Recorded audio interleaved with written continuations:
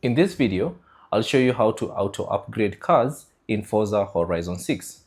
Now all you have to do is simply fast travel to the nearest festival site on the map, and then you should get to this section. And then from here, navigate to the cars, and then scroll down and choose upgrades and tuning. At this point, scroll down and select auto upgrade.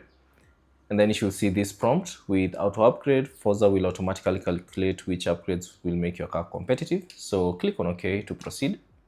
And then from here, you can choose the class that you'd like to upgrade that car for. So the car that I'm currently using is an S1 car. If you'd like to downgrade it to 700 class A, you can choose that. If you'd like to increase it more, you can select S1, or you can simply select S2. So let's go with S1. So select that, and then allow Forza to calculate the upgrades, and then it will give you this section. So it will give you the previous stats for the car and the new stats for the car. So if you'd like to upgrade it, all you have to do is select buy, and then allow it to save the changes. And now your car has been upgraded to that particular class. So that's basically it on how to auto upgrade cars in Forza Horizon 6. Thanks for watching, and I'll see you on the next one.